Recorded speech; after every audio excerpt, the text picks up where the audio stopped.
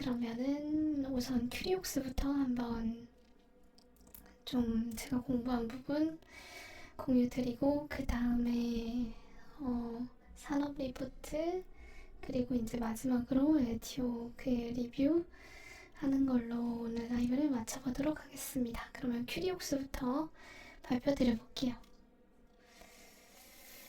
큐리옥스 같은 경우에는 세포 세척을 자동화한다 라는 상당히 매력적인 기술 서사를 만들어가지고 글로벌 제약사하고 상업 도입이나 마스터 라이선스 계약이라는 뉴스도 만든 시장에서 굉장히 관심을 많이 갖고 있는 기업이라고 볼 수 있습니다. 하지만 그럼에도 불구하고 25년 매출은 51.5억 원에 그쳤고 영업 손실은 123억 원을 기록했습니다.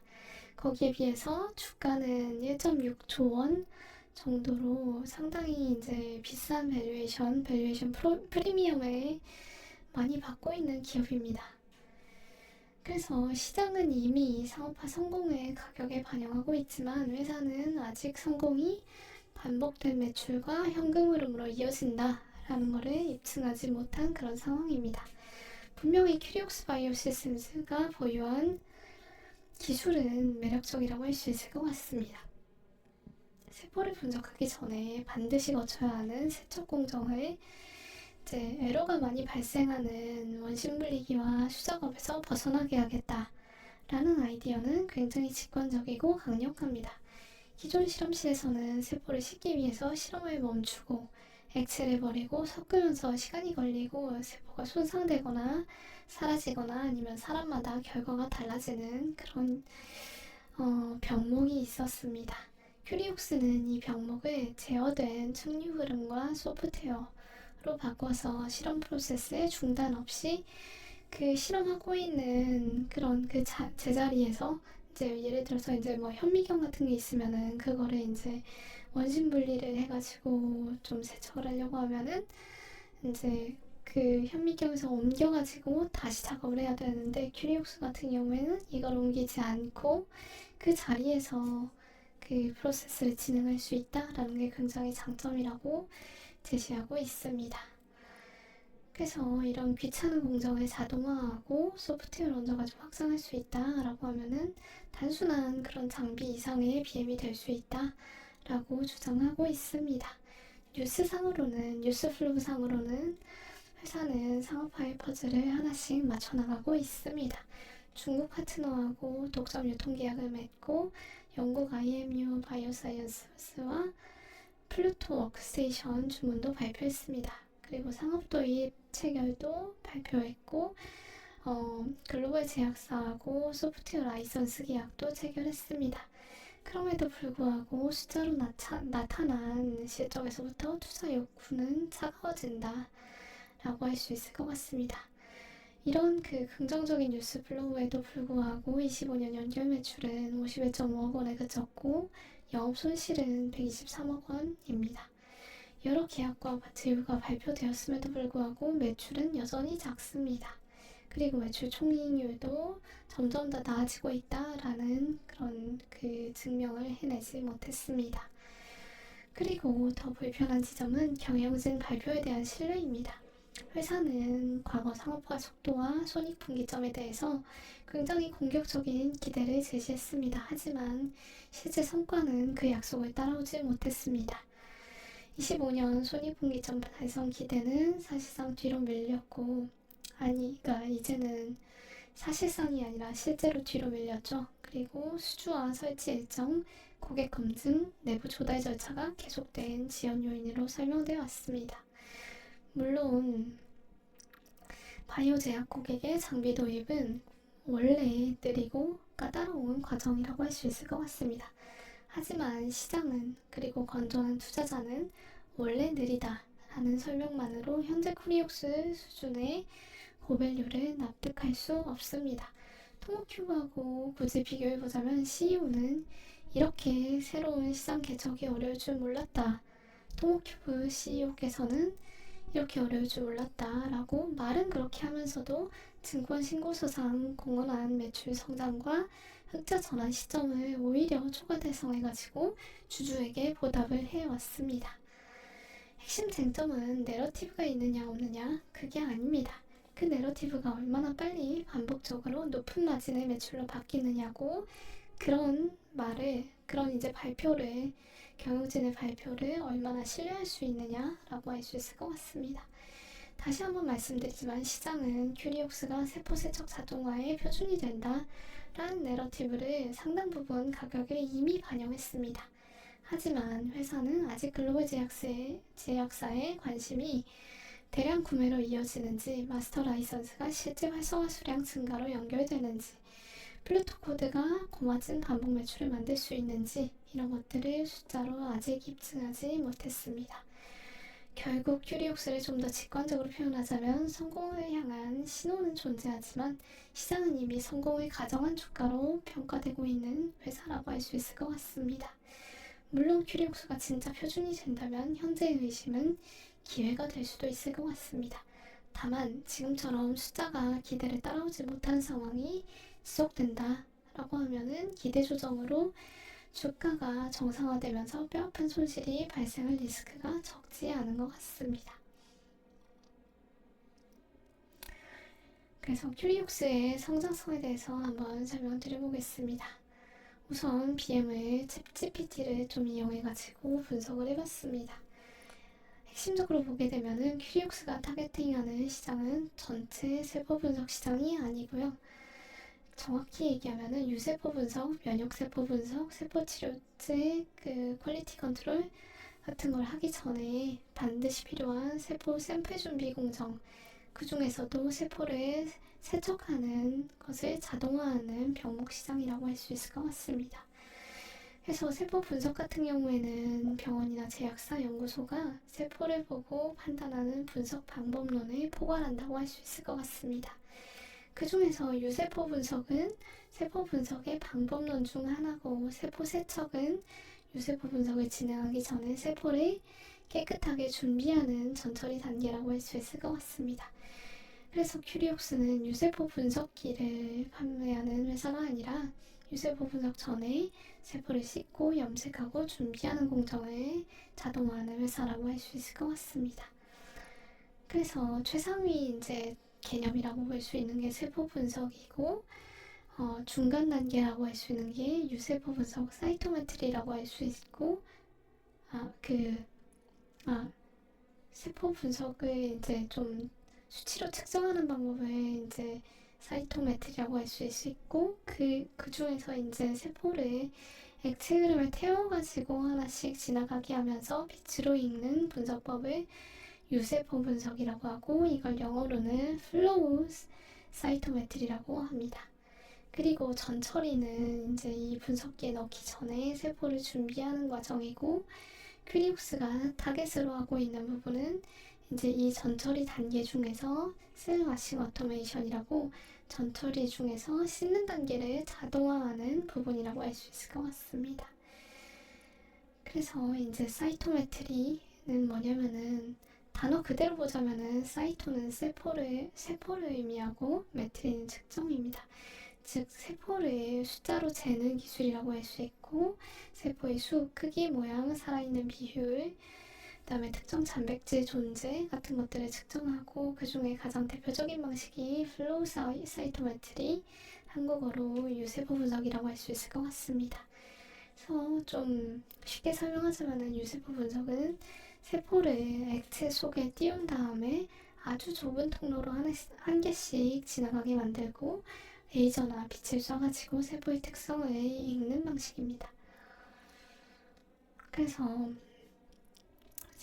유세포 분석 공정 순서를 보게 되면은 먼저 샘플을 확보하고, 세포 현타액, 세포를 이제 액체에 풀어야 되잖아요. 한 개씩 떠있게 하려면은, 떠서 이제 지나가게 하려면은 액체에 풀어야 되는데, 그 액체를 준비하는 걸 세포 현타액 준비라고 하고, 이제 그 중에서 이제 세포 수를 조정해가지고 실험에 맞게 세포 수를 분배하고, 그 다음에 항체 칵테일을 준비해가지고 여러 형광 항체를 정해진 비율로 혼합을 합니다.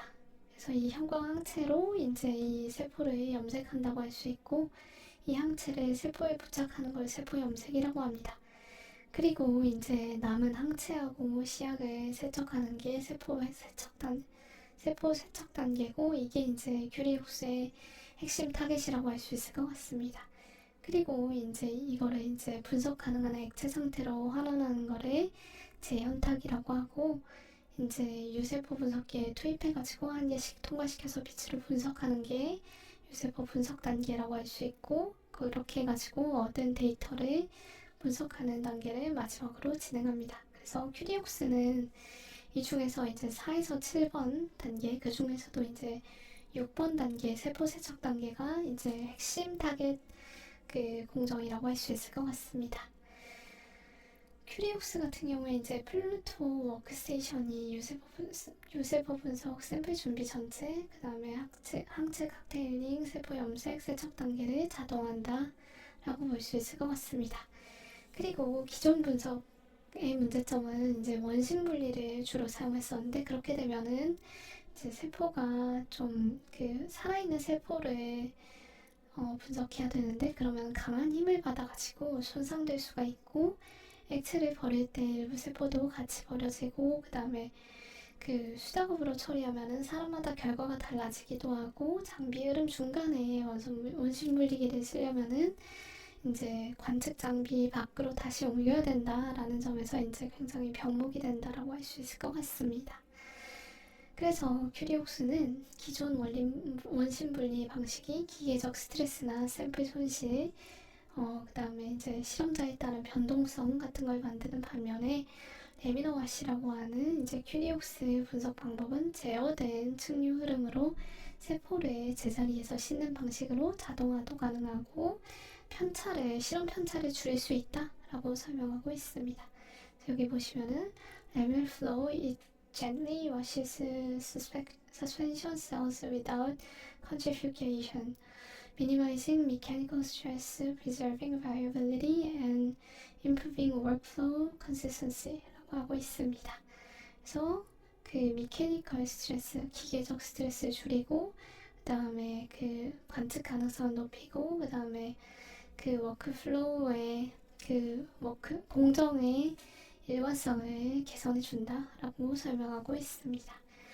그래서 큐리옥스가 제공하는 가치는 이제 세척만을 하는 게 아니라 전처리 공정 자체를 좀 표준화하고 일관성을 제공하는 솔루션을 제공한다 라는 게 제공하는 핵심적인 가치라고 볼 수 있을 것 같습니다.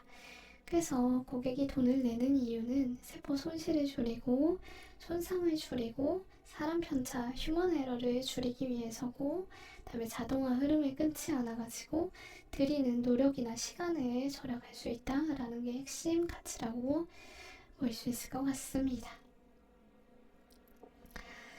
그래서 이제 성장이 나타나는가를 확인해 보면은 매출은 아직 작고 변동성이 좀 크다라고 볼 수 있고, 일관된 성장 추세가 관찰되지는 않고 있습니다. 그래서 보시면은 13억에서 43억, 55억, 72억까지 증가했다가 23년에는 67억, 그 다음 24년에 45억까지 줄었다가 25년에는 소폭 증가한 모습을 보여주고 있습니다. 그래서 일관된 성장 추이가 관찰되지는 않고, 분기 기준으로 봐도 25년 1분기에 9억 원, 10억 원, 14억 원, 19억 원으로 증가하기는 했지만 절대 규모는 여전히 매우 작은 수준이라고 볼 수 있을 것 같습니다.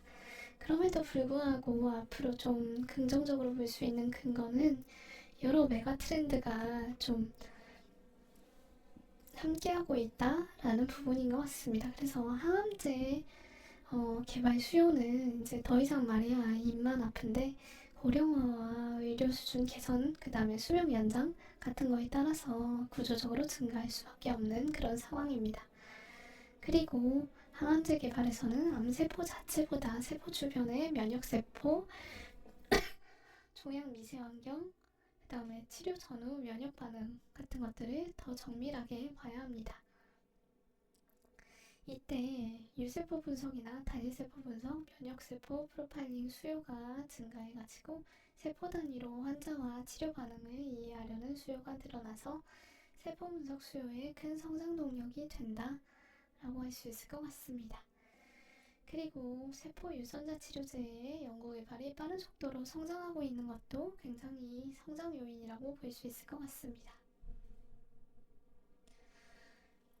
그래서 세포 유전자 치료제는 기존 화학 의약품과 달리 약 자체가 살아있는 세포이기 때문에 세포를 꺼내서 조작한 다음에 다시 넣어서 재조정하는 공정이 필수적으로 포함됩니다.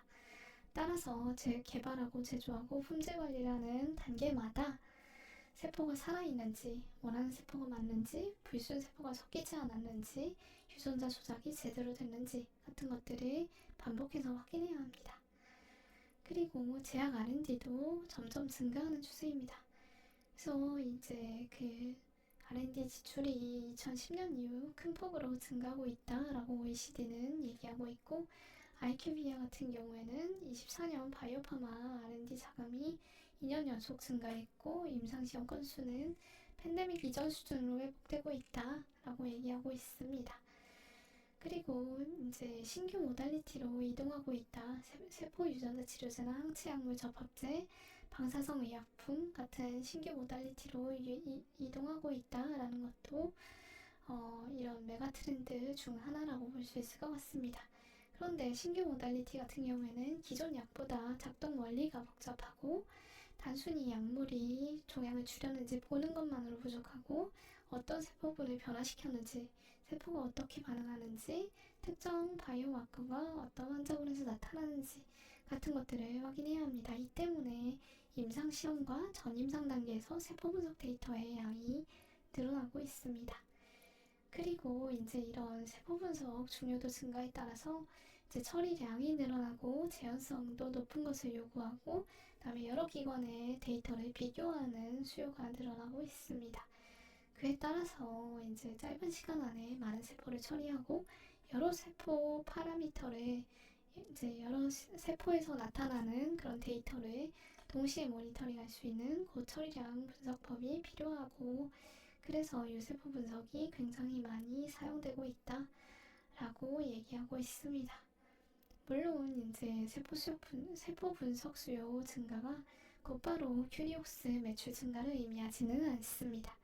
하지만 세포 분석이 고처리량, 고재현성, 다기관 비교 데이터로 이동하면 이동할수록 세포를 손상 없이, 사람 편차 없이 반복적으로 씻는 공정의 가치는 커진다 라고 할 수 있습니다. 그리고 큐리옥스의 성장성은 이 병목을 얼마나 표준 워크플로우로 만들 수 있느냐에 달려있다라고 보여집니다.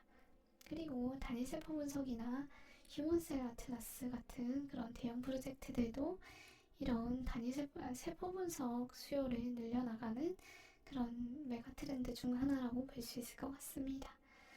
그래서 큐리옥스는 이제 유세포 분석 샘플 준비 자동화 시장을 단기적으로 직접적인 타겟으로 잡고 있습니다.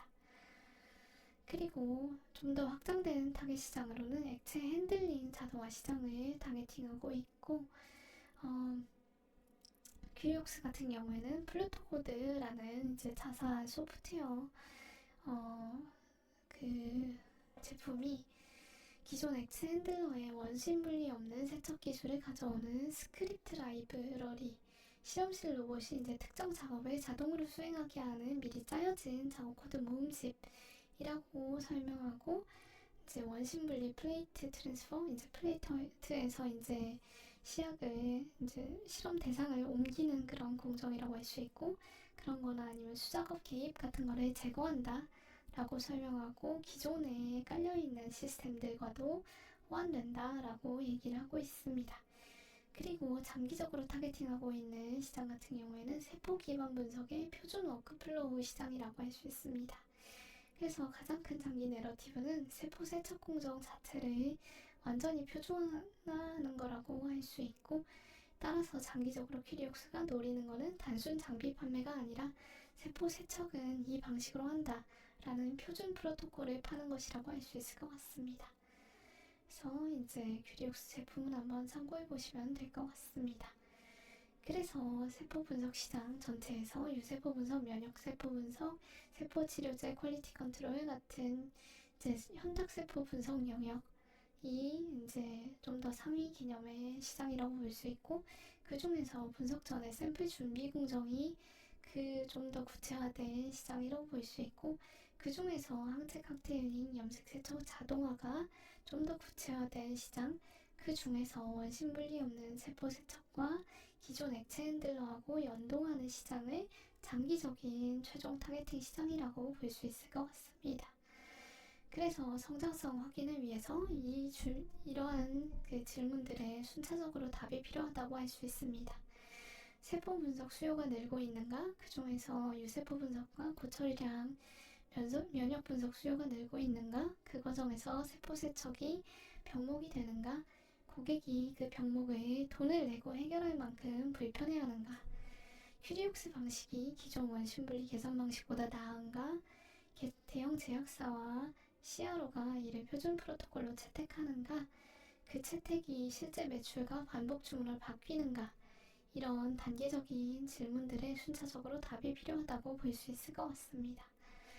그래서 매출 성장의 병목은 기술 도입에 있는 게 아니라 검증을 완료하고 SOP를 만들고 조달 체계에 들어가서 반복 매출로 전환되는 속도에 달려있다라고 볼 수 있을 것 같습니다. 하지만 이제 이러한 긍정적인 뉴스 플로우에도 불구하고 아직 연간 실적으로 환원된 부분은 아직 작다라고 볼 수 있을 것 같습니다. 이는 아마도 공개되지 않은 계약 조건이나 수익 배분 비율 같은 것들이 큐리옥스에 아직은 충분히 유리하지 않기 때문이라고 볼 수 있을 것 같습니다. 그래서 플루토 코드가 설치된 워크플로우 수가 늘어나기 시작하면 하드웨어 매출보다 훨씬 더 안정적인 반복 매출이 생길 수 있다 라고 생각하지만 여기에 비해서 수가 정체된다라고 하면은 계속 좋은 데모는 많이 보유했지만 적자 장비사로 남을 가능성도 존재한다 라고 평가할 수 있을 것 같습니다. 경제적 회자 같은 경우에는 이제 앞서 설명한 거하고 연관되는데 무형자산, 이제 등록 상표나 특허 하고 이제 표준 컨소시엄에 참여하고 있다. 그래서 표준으로 좀 등재될 가능성이 있다라는 것들이 이제 무형자산 측면의 경제적 회사라고 볼 수 있을 것 같습니다. 그리고 표준 운영 체계가 안착되어가지고 SOP나 교육이나 검증, 데이터 비교 기준이 한번 굳어지게 되면은 제약사나 연구소, 학교 같은 데에 그런 고객들에게 전환 비용이 생길 수밖에 없다라고 생각됩니다. 그래서 경쟁 현황을 한번 보시게 되면은 원심분리 진영도 가만히 있지는 않습니다. 그래서 여러 리뷰 논문이나 그런 연구 현황 같은 그런 논문 같은 것들을 보게 되면은 이제 장비들이 이제 유세포 분석 전처리 수작업을 자동화하는 시스템으로 원심분리 진영도 이제 자동화 시스템을 마련하고 있다라고 얘기를 하고 있습니다. 그래서 아까 말씀드렸던 그런 시스템들, these systems have the potential to become mainstay items in today's busy clinical flow cytometry laboratories and save a significant amount of hands-on time for laboratory staff 라고 하고 있습니다. 그래서 보시게 되면은 이제 원심분리 진영의 그런 대응도 상당히 이제 자동화를 통해 가지고 수작업으로 해야 되는 그런 시간을 상당히 절약해주고 있다라는 것을 확인할 수 있을 것 같습니다. 그리고 백맨 원심분리 진영 이제 그 선도 사업자 공식 자료 같은 경우에는 이제 이 회사의 셀맥 SPS라는 그런 장비가 셀워시가 필요한 복잡한 워크플로우 같이 사용자 개입이 필요 없이 자동화한다 라고 설명하고 있습니다. 그래서 보시게 되면은 automates a workflow from sample loading to samples ready to analyze even for complex applications that require cell wash all without user intervention 이라고 하고 있습니다. 그래서 유저 인터벤션 그 사용자 개입 없이 이제 이런 것들을 자동화한다 라고 얘기하고 있습니다. 그리고 HTA 이것도 마찬가지로 원심분리 진영인데 이쪽 공식 자료 같은 경우에는 HT4150L이라는 이제 제품이 이제 이런 그 가감속 알고리즘 등을 마련해가지고 자동화를 할 수 있다라고 주장하고 있습니다. 그래서 이런 것들을 보게 되면은 기존 원심분리 진영도 세포 세척 병목을 인식하고 있고 원심분리 공정을 더 자동화하고 덜 거칠게 만드는 방향으로 진화하고 있다라고 볼 수 있을 것 같습니다. 물론 당연하게도 이 대응이 곧바로 큐리옥스를 불필요하게 만드는 것은 아닙니다. 큐리옥스는 원심분리 기반 자동화도 여전히 원심분리라는 병목을 품고 있다라고 주장하고 있습니다. 그래서 레미너 메쉬 같은 경우에는 컨트롤드 레미너 플로우가 기계적인 스트레스나 물론 이제 다 자동화 하더라도 당연히 원심 분리를 해야 되기 때문에 기계적 스트레스는 없앨 수가 없는 거잖아요. 그래서 이제 거기로부터 발생하는 기계적 스트레스나 샘플 손실이나 변동성 같은 것들을 줄일 수 있다라는 점에서 이제 더 재현성 있는 데이터를 준다라고 주장하고 있습니다. 그래서 현재 경쟁 구도 같은 경우에는 자동화된 원심분리 대 원심분리 없는 자동화의 싸움이지 자동화 대 비자동화의 싸움은 아니다 라고 볼 수 있을 것 같습니다. 당연하게도 이제 큐리옥스는 물리적으로 세척을 같은 덱 위에서 끝내는 단순성이나 샘플 손상, 지연성 이슈의 근본적인 해소 측면에서 강점을 보유하고 있습니다. 하지만 원심분리 진영이 리커버리나 바이어빌리티나 억소 에코노믹스 같은 것들을 충분히 좋은 수준까지 끌어올릴 수 있다 라고 하면은 플루토의 강점은 상당히 축소될 수 있습니다. 그래서 투자 포인트 같은 경우에 원심분리가 구식이어서 곧 사라진다 라고 이제 구성하면 안 될 것 같고 큐리옥스가 원심분리 진영의 유효한 대응 전에 얼마나 빨리 성능 우위를 표준이나 논문이나 대형 고객 SOP로 고정시킬 수 있는가가 핵심이라고 볼 수 있을 것 같습니다. 그리고 그 고정에 실패한다 라고 하면은 기존 원심분리 진영의 개선만으로도 큐리옥스의 독점적 서사는 약해질 수밖에 없다 라고 생각했습니다. 중국 경쟁사도 중요한 경쟁 요인이라고 할 수 있습니다. 그래서 이제 그 큐리옥스가 파트너로 선택한 칼레바이오 같은 경우에 이제 중국 최초의 사레이저 장비 포트폴리오를 가진 플로우 사이토메트리 기업이라고 볼 수 있을 것 같습니다. 그리고 언급된 이제 이런 그 회사들도 이제 단순히 저가 복제품 제조사가 아니라 국산화, 중국 내 국산화, 내재화라고 할 수 있죠.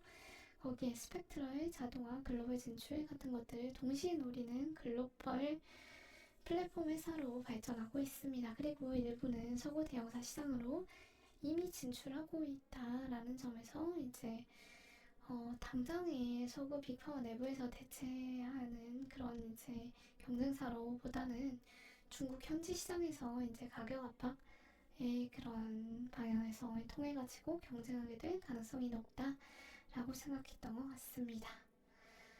그리고 해자의 넓이와 깊이에 있어서는 아직은 넓다고 보기는 좀 어려웠던 것 같습니다.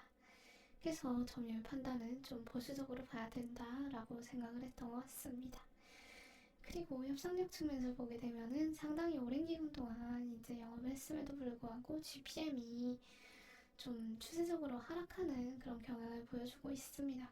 특히 25년에는 매출이 오히려 늘었음에도 불구하고 매출 원가는 48.7% 증가했고 결과 매출 총이익은 25.59억 원에서 21.3억 원으로 줄어들 수밖에 없었습니다. 물론 이제 플루토 코드와 26년 4월 마스터 라이선스 계약 구조 같은 경우에는 이제 그 고객사의 조달 절차를 한 번으로 줄이고 이후 확장을 계약이 아니라 그런 활성화로 좀 간편하게 처리할 수 있게 만든다라는 점에서 좀 협상력으로 이어질 수 있는 가능성을 제시한다라고 보여졌습니다. 하지만 이게 진짜로 협상력으로 이어지려면은 고객이 빼면 불편한 공정으로 인식하고 전환 비용을 인식할 수 있어야 된다라는 이제 경제적 해자 차원의 근본적 문제의식으로 연결된다라고 볼 수 있을 것 같습니다. 그래서 아직까지 이제 결론을 내리자면은 구조적 협상력의 잠재력은 보이지만 실현은 입증되지 않은 상태라고 볼 수 있을 것 같습니다. 그리고 밸류체인 관점에서도 보게 되면은 병목은 아직 큐리옥스 쪽에 완전히 넘어오지 않았고, 어, 유통사나 아니면은 이제 소모품 생태계를 쥔 대형 플랫폼 업체 쪽에 협상력이 더 강하다라고 보여졌고, 큐리옥스는 생태계 안에서 문제는 인식하고 있지만 문제점에 대한 해결책은 보유하고 있지만 표준 솔루션이 아직 없는 공정을 선도하려는 의지를 가진 회사 정도로 정리할 수 있을 것 같습니다.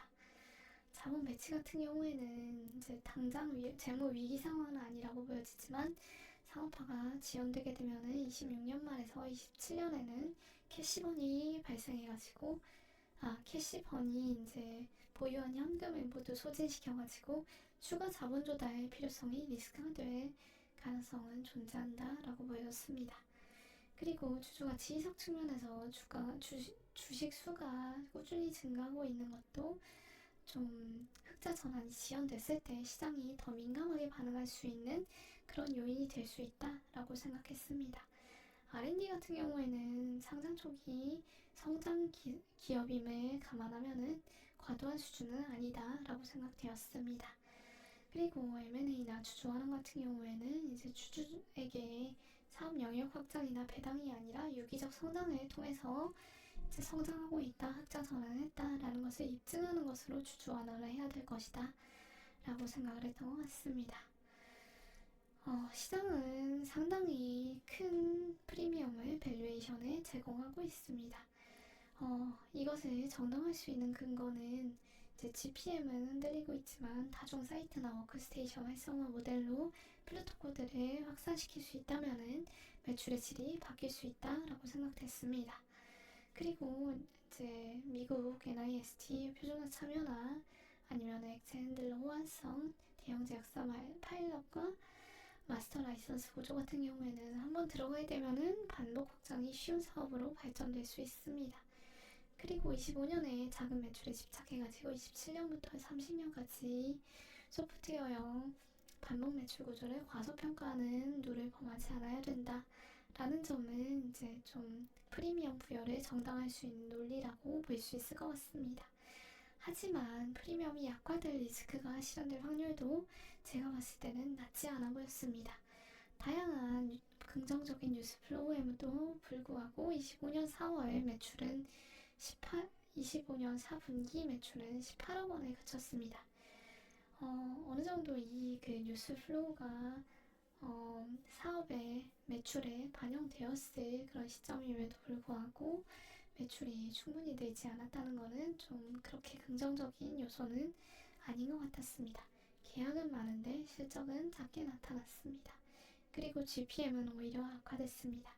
게다가 25년 상업 도입, 26년 마스터 라이선스 고객 계약 단가 및 조건도 충분히 공개되지 않아가지고 투자자가 해당 계약의 질과 크기를 검증하기 어렵다, 가시성이 떨어진다 라는 점도 좀 좋지 않아 보였습니다. 또한 원심분리 진영의 유효한 대응, 중국 기업들의 진출 가능성도 적지 않다라고 생각했습니다. 그래서 내재 가치는 30년까지 유료 활성화 워크스테이션 수가 몇 건까지 늘어나는가를 핵심 연수로 놓고 평가해봤습니다.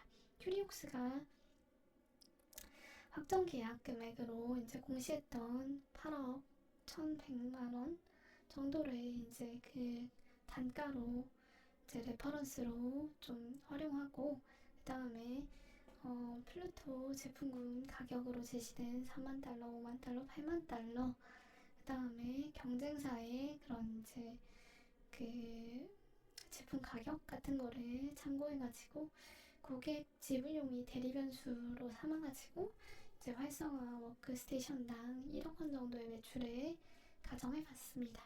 그래서 핵심 고객은 글로벌 탑 이제 15개 빅파마를 가정하고 베어 케이스는 그 중에 5개, 그 다음에 베이스 케이스는 9개, 불 케이스는 15개 정도를 이제 플러스 해가지고 여기에 이제 주요 정부나 연구기관까지 도입을 가정해왔습니다.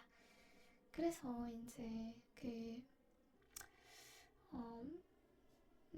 활성화 워크스테이션 수를 이제 5개 핵심 고객 내에서 300개 정도 설치한다 라고 보게 됐을 때 이제 내재 가치는 PER 50배를 적용했을 때 이제 1200억 원 정도, 그 다음에 베이스 케이스에서는 고객이 이제 8개에서 10개 정도, 그 다음에 900개 워크스테이션 설치를 가정하고 BR 75배를 가정했을 때 9,450억 원, 그 다음에 불 케이스에서는 핵심 고객 20곳에 대해서 1,500개의 워크스테이션을 설치했다라고 가정하고, 이제 그렇게 봤을 때 이제 PR 100배를 가정하면 4.5조 원 정도가 이제 예상된다라고 추정을 해봤습니다. 그래서 현재 시가총액이 1.6조 원 정도 되는데 이미 30년 이익 레벨로 가정해가지고 베이스와 불 사이에 이익 레벨의 가격이 상당히 반영하고 있다라고 보여졌습니다. 그래서 이 종목에서 지금 큰 수익이 나려면은 단순한 성장으로는 부족했고 플루토 코드의 엔터프라이즈가 비선형적으로 확산되어야 한다라고 보여졌습니다. 반대로 그 전환이 1에서 2년 정도만 지연돼도 밸류에이션 압박이 매우 커질 수 있다라고 보였습니다. 따라서 큐리옥스 같은 경우에 LTO 관점에서 75% 이상의 그 수익 확률을 담보할 수 없는 투자 대안으로 평가될 수 있다라고 평가했던 것 같습니다. 그래서 이상으로 이제 설명을 마치고 1분 정도 쉬었다 올 테니까 혹시 질문 있으시면은 댓글로 얘기해 주시면은 거기에 대해서 답변 드려보고 그 다음에 산업 리포트 리뷰해 보도록 하겠습니다. 1분 정도 쉬었다 오겠습니다.